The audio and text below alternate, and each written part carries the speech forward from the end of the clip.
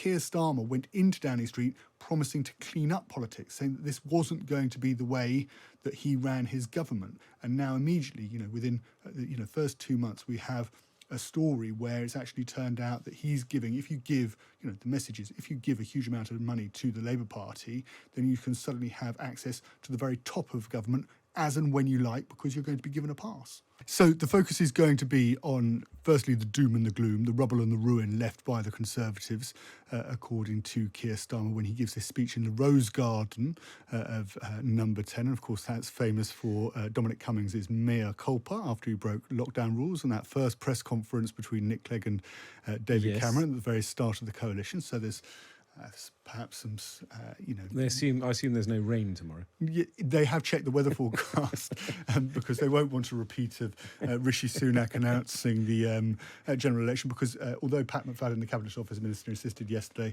it wasn't a reset speech, it does feel a bit like a reset speech, and he'll be drawing a parallel with the task facing his Labour government, Keir Starmer, and rebuilding after the riots that we saw during the end of July, early August, in the wake of those stabbings in Southport. So Keir Starmer, of course, and you rightly point this out, Ed, is after a decade to fix the country, but that does present him with a problem, because after the first 5 years, if the country isn't fixed, he's going to go back to voters and say, give me more time. I need to, there's still work to do. And if people are really unhappy and they don't see their NHS waiting lists come down, they don't see the small boats crossing, significantly reduce, then are they going to be willing, and they don't see more money in their back pockets and the economy in a much better shape, are they going to be willing to give him more, another 5 years to finish the job? And that, I think, presents politically for Keir Starmer a problem. Anyway, you asked the Cabinet Minister, Pat McFadden, about this on your Sunday show yesterday. Look, it's really important. We respect the civil service. Keir will operate to the highest standards as Prime Minister. We will always obey the rules. I don't believe there's anything being done here that's in conflict with the rules. We take these rules seriously. We take the institutions seriously, and we'll always respect them. And that will be reflected in the way that the government conducts itself. And I can assure you it's taken very, very seriously by the Prime Minister. This, of course, being the cronyism row. They've already had Ian Caulfield appointed as a Treasury civil servant, now standing down, in effect, to work voluntarily. He's really the sort of business liaison person for the Treasury.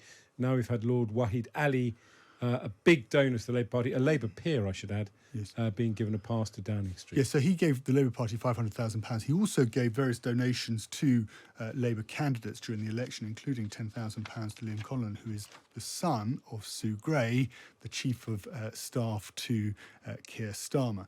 And I think what's interesting about this is just the fact that when you give somebody one of these passes, there needs to be accountability. So, okay, there's a very small number of these passes with access to Downing Street that's given to family members.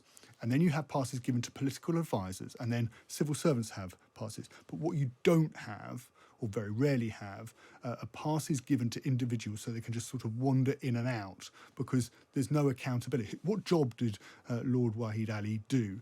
Pat McFadden insisting that he brought expertise to political meetings, not meetings with civil servants. What access did he have to the Prime Minister? There's no way, there's no accountability there.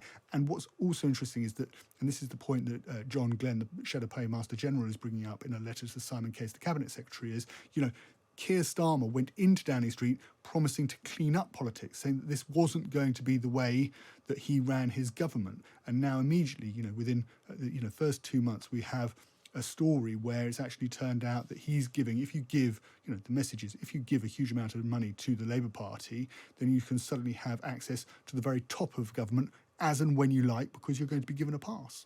It is interesting, this. I mean, as I said earlier, I can't get worked up about it in one sense, in the sense that I think it is perfectly appropriate for a government, which is by its nature political, to be able to appoint senior people who are, as it were, party supporters into senior positions. And all of the appointments that Labour have made are of people who have the relevant expertise. Ian Caulfield, for example, worked at a very, very senior level in banking. He doesn't need the money. Where I would meet people halfway, as it were, I was going to say you, but you're obviously objective political commentator, is that I do think there needs to be transparency. There needs to be a set of rules where we all accept that an incoming government can appoint a certain number of people. Otherwise, you end up tortuously, or in some ways, what people might say is worse, shoving people into the House of Lords in order to give them a job in government. Why not say any cabinet minister can have up to 20 senior officials? We didn't bat an eyelid, for example, when George Hollingbury, the former Tory MP, was made ambassador to Cuba. I mean, you raised the point. That's the correct point. Look, people need, Labour, if they want to get things done, should be able to rely on bringing in the very best from the private sector into government in order to deliver, right? So that's it. That's the argument for Ian Caulfield, is that actually he's an former investment banker, and Rachel Reeves wants to hold an investment summit in October, and in order to get the people with the money to come into the room and meet government ministers and talk about public infrastructure, public projects that need investment, who better to do that, who better placed to do that, or to be that bridge between government and the private sector than somebody like Ian Caulfield. However, there is a question about whether they're on the political side, they're political appointees, and that they come in with that expertise at the behest of a particular minister, or they're put into the civil service. And of course, you're quite right to say that this is something that the Conservatives did as well. But I think what's particularly egregious about this example of Lord Wahid Ali is he didn't have any role whatsoever. And so we don't know, as the public, what we can measure him against, what his input has been. Brilliant.